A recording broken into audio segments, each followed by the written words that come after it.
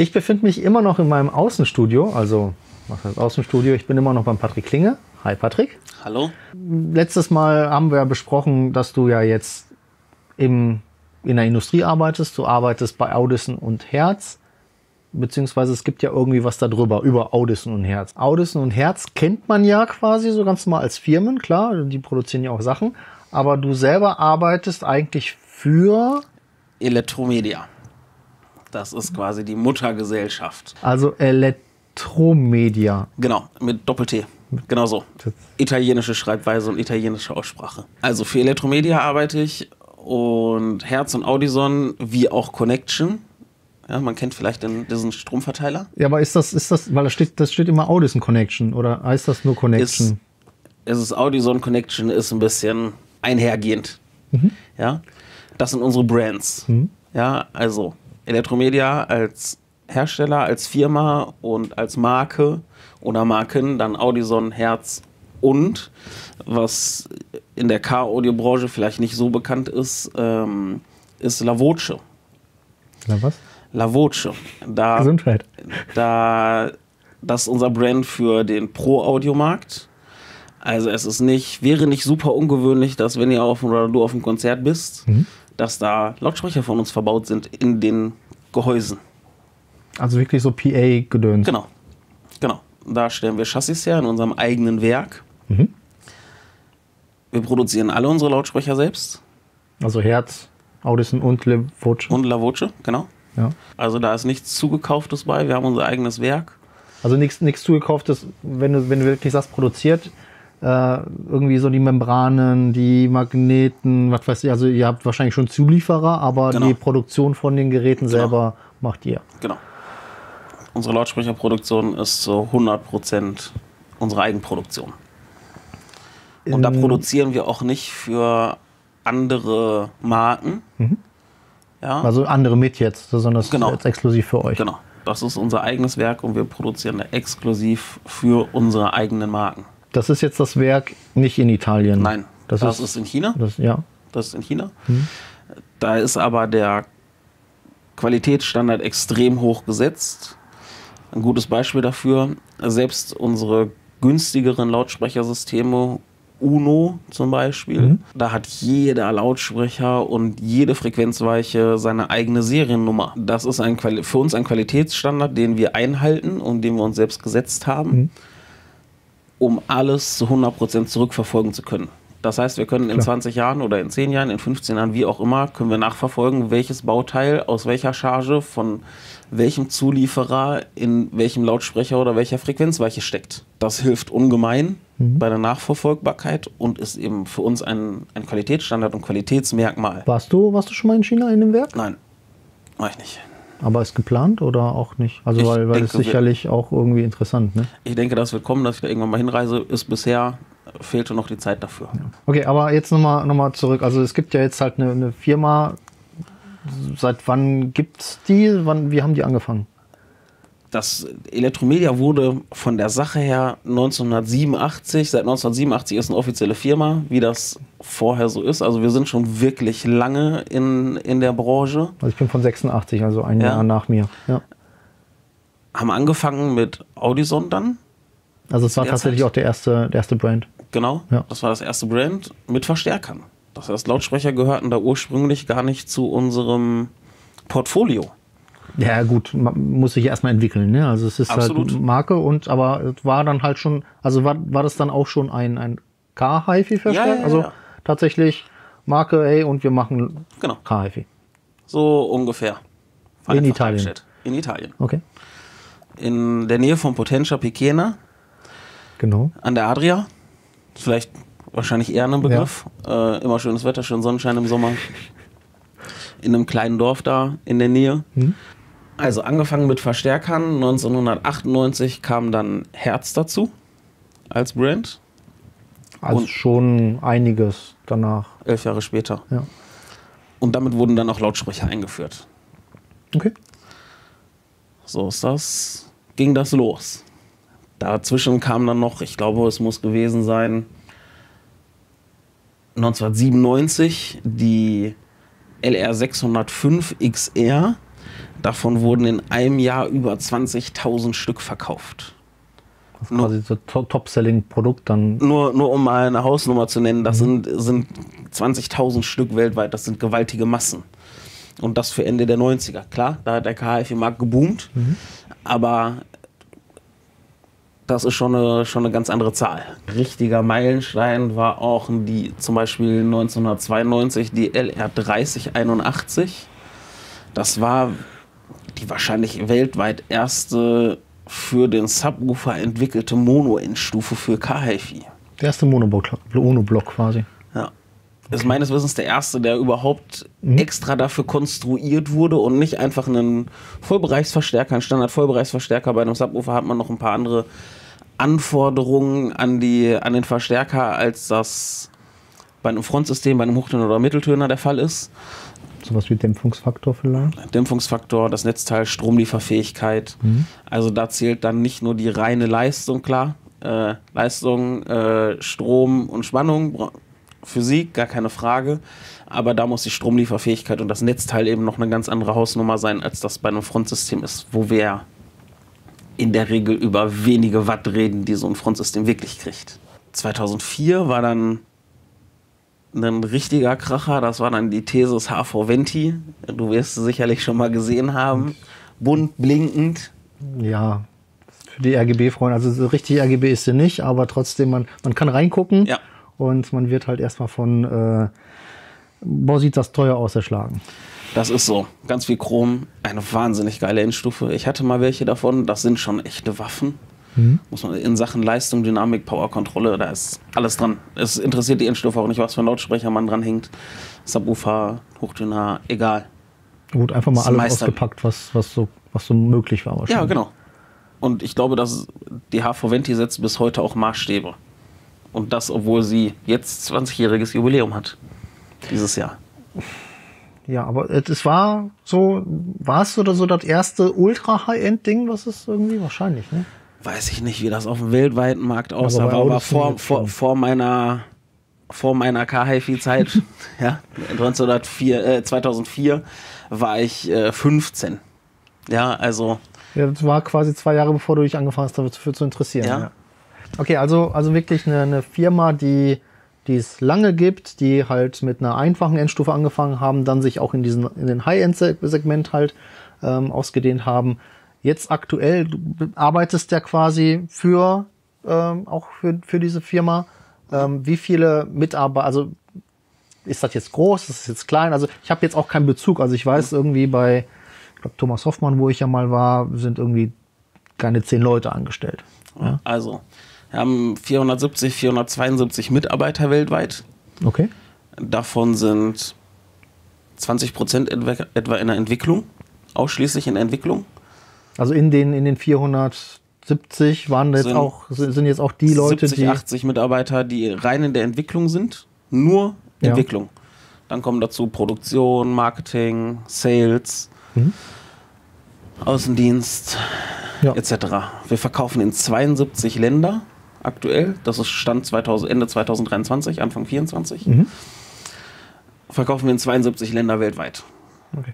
Bei den Leuten, weil ihr macht ja alles selber. So, das heißt, da sind ja auch die Leute, die dann halt an den Endstufen, die irgendwie dann zusammen die Bauteile auf die Platinen stecken. Da, wo es nicht automatisiert funktioniert, ja. Genau. Klar, aber die müssen ja auch vorne irgendwie in die Maschine rein oder sonst irgendwas. Das heißt, alles machen dann halt die 470. Genau. Und also wahrscheinlich irgendwie die meisten irgendwie in Italien oder irgendwie so.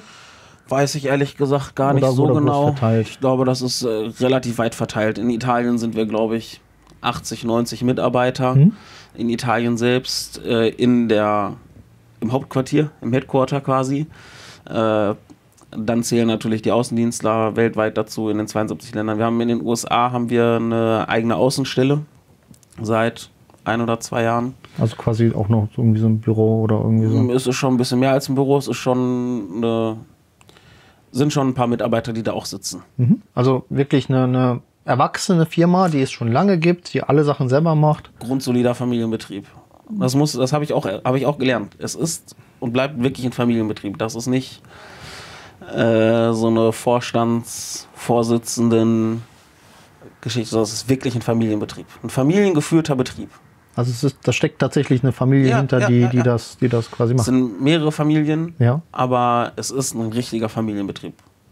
Und das merkst du wahrscheinlich auch. Ja, das merke ich auch als Mitarbeiter und auch wenn ich da vor Ort bin, im Hauptquartier. Bist du oft in Italien? Alle paar Wochen, alle paar Monate mal. Für 1-2 Wochen. Wie es sich anbietet und ergibt und wie es nötig und hilfreich ist. Das war die ersten Male ganz spannend, als ich in Italien war. Ja. Die Leute persönlich kennenzulernen. Einen Teil kannte ich schon aus Besuchen hier in Deutschland. Mhm. Und ich lerne da immer wieder neue Leute kennen. Und da ich nicht so oft oder dauerhaft da bin, ist das immer wieder spannend. Das glaube ich. Jetzt sagtest du ja, ihr habt ja quasi 4 Marken, also Audison, Hertz, Connection und La Voce. Mhm. So, La Voce ist Pro-Audio-Zeug, PA und so. Klar, das hat jetzt nichts mit K-HiFi zu tun. Genau. Connection, da ist ja der ganze Kabel- und Stromverteiler, Sicherungsspaß. Genau, Zubehör. Der Großteil unseres Zubehörs, Cinch-Kabel, Stromkabel, Lautsprecherkabel, Sicherungsverteiler, so ein SFD 41C ist, behaupte ich fast, ist einer so der Standardverteiler.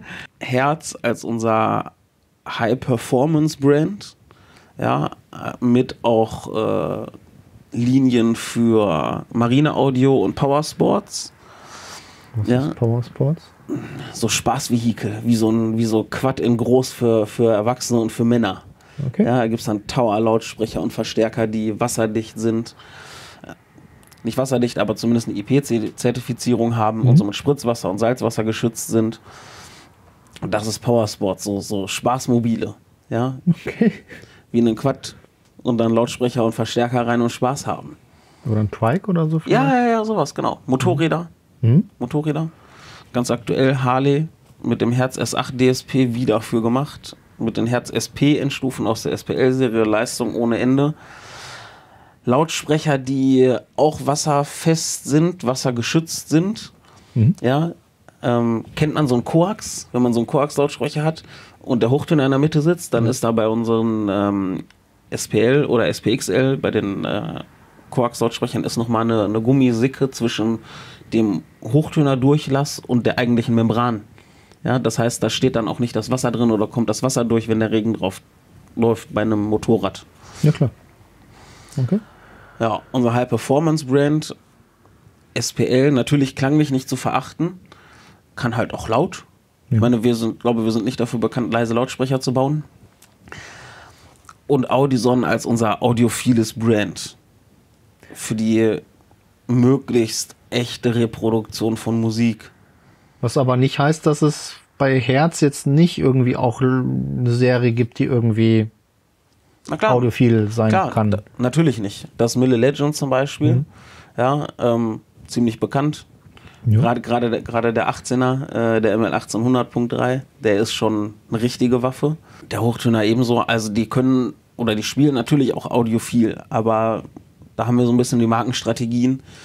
Das Hertz unser High-Performance-Brand ist nicht. Teilweise, wenn man das höchste System bei Hertz sieht, das Mille Legend, und das höchstpreisigste bei Audison, unser High-End-System, das Thesis-System, dann liegen halt auch Preisunterschiede zwischen.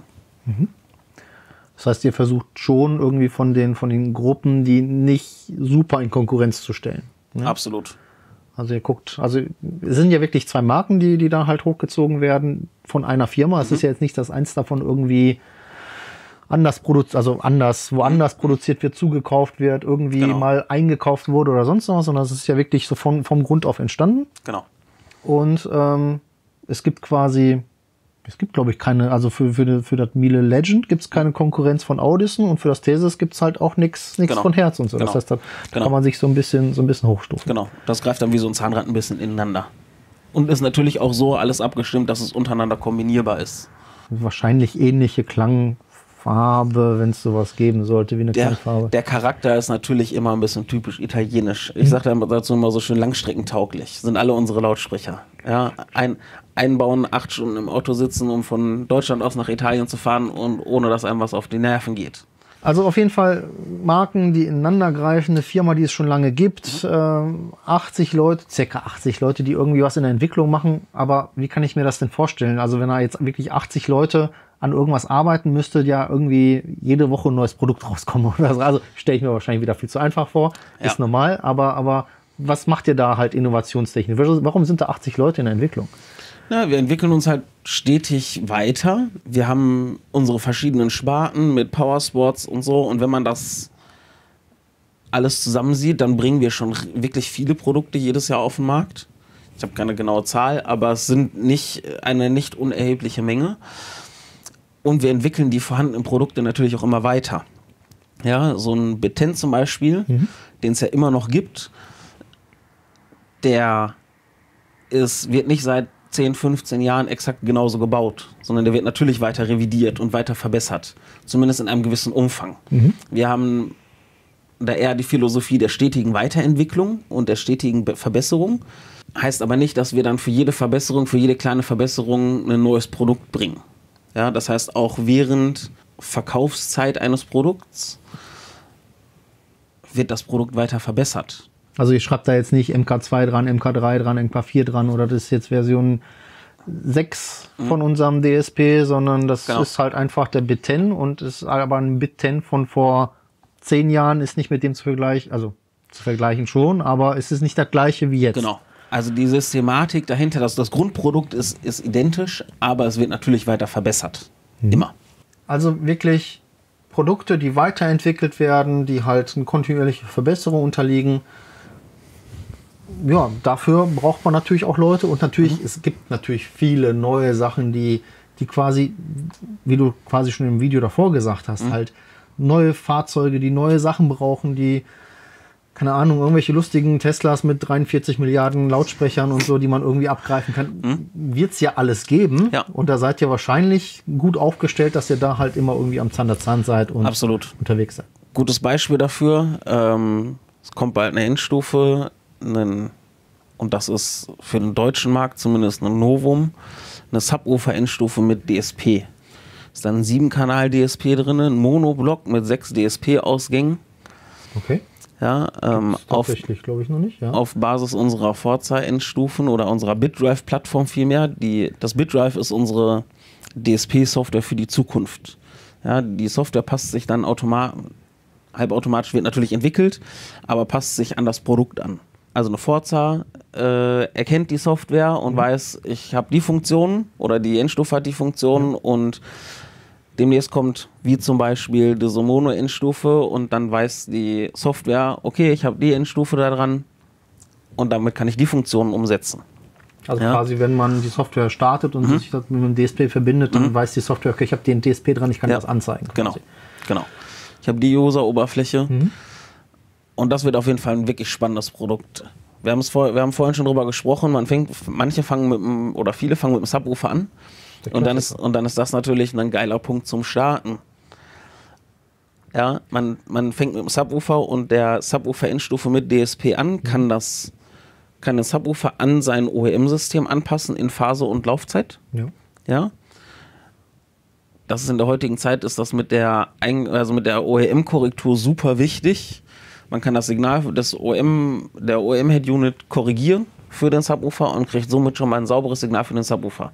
Im nächsten Schritt kann man dann eine 4-Kanal- oder eine 6-Kanal- oder eine 2-Kanal-Endstufe mit dazu nehmen und so Step by Step eine Anlage aufbauen. Und man hat eben die Chance, mit dem größten Wunsch von manchen, mehr Bass, mehr Subwoofer, anzufangen und hat aber trotzdem den Vorteil eines DSPs. Der automatisch quasi mit drin ist. Also genau. Normalerweise ist es ja sowieso so, wenn ich irgendwie an ein Werkssystem einen Subwoofer anschließen will, dann brauche ich irgendwie einen High-Low-Converter oder so, weil ich muss ja irgendwie dann da rein. Genau, und das ist da alles drin. Und im Endeffekt habt ihr jetzt oder bringt ihr demnächst eine Stufe, wo ein High-Low-Converter DSP quasi sogar mit drin ist. Wie viel Kanal DSP hast du gesagt? 7 Kanal DSP, somit also ein Kanal für die Subwoofer-Endstufe an sich und 6 Ausgänge. Das heißt, man kriegt ein 3-Wege-Frontsystem hin, man kann 2 Wege aktiv vorne plus die Rear-Kanäle oder ein Center mit dazu nehmen und hinten Mono machen, ist auch gar nicht so ungewöhnlich als Rear-Fill. Okay. Ja, Das kann man dann schon cool machen. Also wirklich eine intelligente Subwoofer-Endstufe. Weiß man schon, wie viel Leistung die haben wird? Weiß man schon, soll man aber nicht sagen? Oder? Wird um einen Kilowatt sein. Ja, also so, An 2 Ohm, 1 Ohm. ja, also eine stabile Subwoofer-Endstufe, die zu der Forsa-Reihe wahrscheinlich passt. Optisch und von der Bauform her. Stapel nebeneinander, wie auch immer da irgendwie Bock drauf ist. Okay, sehr, sehr cool und ja, sicherlich halt wirklich für denjenigen, der irgendwie einsteigen will in die Materie.